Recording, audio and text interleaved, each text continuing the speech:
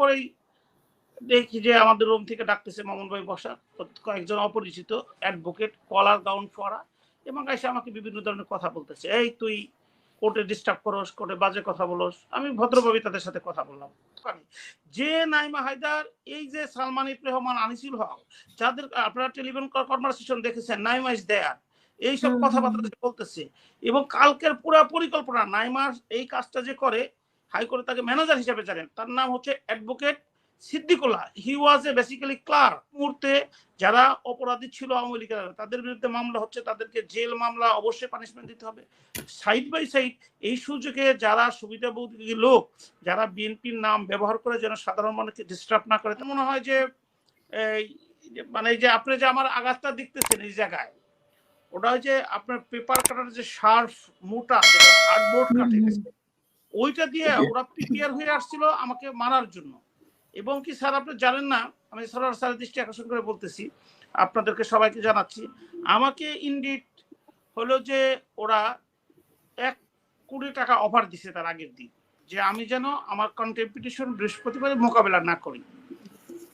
তো এইটা দিয়েছে এবং আমি রিফিউজ করেছি। বলছে যে আপনার তো অবস্থা বেশি ভালো না, আপনার একটা অটিস্টিক ছেলে আছে, আমরা জানি আপনাকে সিম্পেথেটিক মূলক, আপনি আপনার ওয়াইফের সাথে কথা বলুন। তো যাই হোক, আমার ওয়াইফের নাইট ডিউটি ছিল, আমি আমার ওয়াইফের, মানে বুধবারের কথা বলতেছি, বিকালবেলা যখন কথা বললাম, আমার ওয়াইফ ভেরি গুড রেসপন্স করলো, বললো যে দেখো, যে দেশের একজন পিয়ন 400 কোটি টাকা পালিয়ে যায়, তুমি একজন ব্যারিস্টার, তোমাকে এই কথা বলে কিভাবে? এটা তো আমি তোমাদের আইনজীবীদের প্রতি তো আমার রেসপেক্টটা হারিয়ে ফেললাম। তো যেভাবে আসো, আমরা খাইয়ার না খাই, দেখার মালিক Allah, don't compromise. I was very happy. আমি মামুন ভাইকে বলতে আমাকে নিষেধ করছিল, যাই হোক মামুন ভাই সাহেব না আবার ওই লোকটা প্রস্তাব নিয়ে আসলেন। প্রস্তাব নিয়ে আসার পরে আমি ওনাকে না করে দিলাম। না করার পর কিছুক্ষণ পরে উনি 12টার দিকে আবার আসছে। আসার পরে আমাকে বললো যে আমার একটা কারেকশন পিটিশন আছে, কারেকশন করানোর জন্য। তো আমি কারেকশনের কথা গিয়েছি, দেখি যে নাইমার কোর্টে নিয়ে যাবে, বিচারপতি নাইমা হায়দার কোর্টে। আমি কিছু ওনার কাছে যাবো না। আমাকে বলে যে আপনি যান, একটু চা খেয়ে আসেন। বলছি না না, আমি I M A Patrick man, I never can compromise my self. আমি 100 পাওয়ার মতো লোক, 99 পাওয়ার মতো লোক না, আর আমার জীবনে কোনো চাহিদা নেই কারো প্রতি।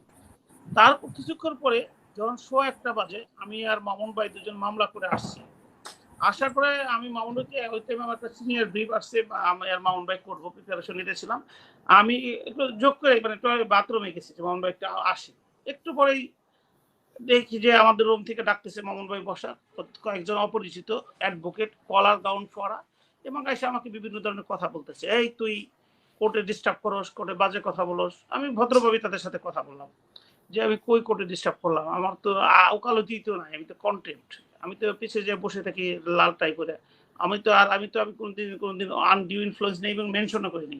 আমি যত ওদের সাথে নমনীয় কথা বলতেছি, ততই তারা উচ্ছৃঙ্খল হয়ে যাচ্ছে। মামুন ভাই তখন পাশে বসা এবং পরিচয় দিল যে ছেলেটার আজকে আমি জাতীয়তাবাদী দল বিএনপিকে এবং আগামী দিনের দেশ নায়ক তারেক জিয়া সাহেবের কাছে কৃতজ্ঞ। উনি ইনস্ট্যান্ট সে ছেলেকে বিএনপি থেকে বহিষ্কার করেছে, প্রাইমারি সদস্য পর্যন্ত খারিজ করে দিয়েছেন। প্লাস যে বিএনপির যে কমিটিটা ছিল জাতীয়বাদী আইনজীবী ফোরাম, আমরা আইনজীবী হিসাবে জানি যে দীর্ঘদিন যাবত এই কমিটির তাকে ডিজলভ করে একটা নতুন নেতৃত্বের জন্য চেষ্টা করছিল, পারে নাই। হয়তো আমার এই রক্তের মাধ্যমে গতকালকেই তারেক জিয়া সাহেব এইটাকে, এই কমিটিটাকে বাতিল করে দিয়েছেন এবং ইনস্ট্যান্ট, এত ইমিডিয়েট ইফেক্ট আমি রাজনৈতিক লাইভ দেখি নাই। এটা যদি বিএনপি কন্টিনিউ থাকে, ডেফিনেটলি বিএনপি জনগণের আস্থা অর্জন করতে 100% সক্ষম হবে। তো তারপরে আপনার ওই ছেলেগুলো বিএনপির পরিচয় দিতেছিল, তো বিএনপির পরিচয় আমি স্বাভাবিকই, যেহেতু মানে এরা তো ছেলে না, সবাই তো অ্যাডভোকেট, তাই না? সবাই অ্যাডভোকেট, কেউ না, আমি চিনি না তাদের। বললাম আমি সহসম্পাদক ইন্টারন্যাশনাল, আমি জাতীয়তাবাদী আমি এই সজল সাহেবের সাথে বসি, আমি তাদের সাথে ভদ্রভাবে কথা বলার চেষ্টা করছি, কিন্তু আমাকে শাসাইতেছে। তাহলে যদি আর তুই মুই করে বলতেছে, আর তুই নাইমা হায়দারের বিরুদ্ধে যে কন্টেম্পিটিশন করছো সেটার মধ্যে আর মোকাবেলা করবি না, করলে কিন্তু তোর একদম জানে মেরে হলো। যখন বলছো জানে মারো স্যার, সজল স্যারকে বলতেছি, তখন আমার তো বুঝিনি, আমি সাথে সাথে লাভ দেওয়াছি যে এত বড় স্পর্ধা তাদেরকে দিল, আমি কি করবো কি না করবো তাদের। এই কথা বলার সাথে সাথে সেটা দিয়ে আমাকে এইভাবে মারছে যে আপনারা দেখেন এই যে জায়গাটা, আর একটু যদি লাগতো আমি কিন্তু মারা যেতাম ইনস্ট্যান্ট, আমাকে আপনারা হসপিটালে নিতে পারতেন না, কারণ এই জায়গাটা কেটে গেলে আর বাসার কোনো সুযোগ নেই। আমরা কিন্তু উদ্দেশ্যপ্রণীত ভাবে করেছি। দেন এই যে আমার চোখের এই যে এখান থেকে চোখের আইব্রো কিন্তু কাটা, তারপরে এই কন্টিনিউয়াস তারা কি করতেছে, আমি এইভাবে ফিরানোর চেষ্টা করতেছিলাম। পরে আমার রুমে উপস্থিত মামুন ভাই তো হয়তো বিবম্ব হয়ে গেছে, আদার যারা ছিল অনেক, একজন দুজন না কিন্তু অনেক, ওরা 3 জন বাইরে ওদের লোক অপেক্ষা করতেছিল। তারা এসে আর আগে ওর চাকুটা আগে ক্যাপচার করার চেষ্টা করছে। আমি খালি বললাম যে আপনারা ওনাকে ধরেন, ছাইরে দিয়ে না, পুলিশের কাছে তাকে সোপর্দ করতে হবে। ইন দ্য মেন টাইমে এই যে গাজী কামরুল ইসলাম সজল এসে, আমাদের একটা বন্ধু লার্নেড অ্যাডভোকেট মোস্তফা রুশো করে নাম, তাকে এসে থাপ্পুর, আর কয়েকজনকে থাপ্পুর, এবং মামুন ভাইয়ের দিকে তাকে, মামুন ভাই কিচ্ছু এখন সে থ্রেড গালিগালাজ করলো এবং তাকে ওই চাকু সহ নিয়ে গেল। তখন আমার প্রচন্ড রক্তপাত হচ্ছে, যেহেতু আমার ওয়াইফ মেডিকেল টার্মিনোলজি এবং মেডিকেল কনসার্নের আমার 100% ছিল, কিন্তু আমার করলে যে আমি যদি মারাই যাই, যে জ্যামের শহর মারা যেতে পারে, কিন্তু ওরা আমাকে না শুনে এই ফ্যাসিস্ট সরকারের যেসব বিচারপতিরা পদত্যাগ করলেন, যেসব বিচারপতিরা এই গণহত্যার সাথে জড়িত, তারা তাকে পাওয়ার দিয়েছিল। তার আগের 3 জন বিচারপতি তাকে কখনোই রিট পাওয়ার, রিট মানে সফিস্টিকেটেড পাওয়ার, যারা রাষ্ট্রের সরকারের বিরুদ্ধে যে কোনো সময় ডিসিশন যেতে পারে। আবার এই নাইম হায়দার, যেখানে কন্টেম্পিটিশন, যার বিরুদ্ধে আমার এলিগেশন, যার বিরুদ্ধে দুর্নীতির ব্যাপারে আমি অহরহ বলে বেড়াচ্ছি ফেসবুক, সোশ্যাল মিডিয়া সবখানে, যে নাইমা হায়দার, এই যে সালমান ইফ রহমান, আনিসুল হক, যাদের আপনারা টেলিভিশন কনভারসেশন দেখেছেন, নাইমা ইজ দেয়ার, এইসব কথাবার্তা বলতেছে। এবং কালকের পুরো পরিকল্পনা, নাইমার এই কাজটা যে করে, হাইকোর্টে তাকে ম্যানেজার হিসেবে জানেন, তার নাম হচ্ছে অ্যাডভোকেট সিদ্দিকুল্লাহ। হি ওয়াজ এ বেসিক্যালি ক্লার্ক। সে ক্লার্ক থাকতে 2 নম্বরই করতো, সেই 2 নম্বর লোক দেয়া সরোয়ার স্যার আরো ভালো জানেন, তাকে দিয়ে এই সমস্ত লেনদেন করায়। সে কিন্তু একদম স্পটে আমার মারার ওখানে উপস্থিত ছিল এবং সবাই, এবং কালকের ঘটনা করছে আমাদের সৈয়দ মামুন সাহেবের যে ইন্টারভিউটা আপনার ইনক্লাবে প্রকাশিত হয়েছিল, সেইটার ব্যাপারে জানে যে মামুন ভাই, আমরা দুইটা দেহ হলেও আমরা একই আত্মার লোক, সারার ভালো জানেন, আমরা সবসময় অন্যায়ের প্রতিবাদ করি। তখন ওরা আমাকে অ্যাটাক করছে। তো আমি যে কাজটা করেছি, আমার এই রক্তমাখার দেহ, আমি প্রত্যেকটা হলরুমে যে বলছি যে আমি কখনোই কারোর সাথে, ইভেন টক শোতে আমার কোনো মিথ্যা কথা আপনারা খুঁজে পাবেন না।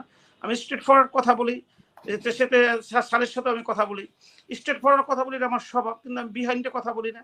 কোনো লোকের সাথে প্রতারণা দূরের কথা, আমি তো ক্লায়েন্ট আমাকে যে টাকা দেয় সেটাই নিই, এবং আমার কোনো ক্লায়েন্টও কোনোদিন বলতে পারবে না আমি তাদের সাথে কখনো টাকা পয়সা নেই করছি। আমার আর ওই ছেলেকে আমি চিনি না, ইন্টারভিউ দিয়ে বেড়াচ্ছে, ওর সাথে নাকি 7 দিন আগে আমার ঝগড়া হয়েছে, আমি তাকে চিনি না, দেখা হয় নাই। আবার বলতেছে আমার বিরুদ্ধে বিচার দিতে আসছিল এই মামুন ভাইকে। আমার সাথে তো কোনো পরিচয় নাই, কি বিচার দিবে? আর বিচার দিতে আসলে চাকু নিয়ে আসবে কেন? কিন্তু আমাকে যে মারছে, আমি তো কালকে, আমাকে অপারেশন থিয়েটারে নিয়ে অপারেশন করতে হয়েছে, ব্লাড থামাইতে পারতেছিল না।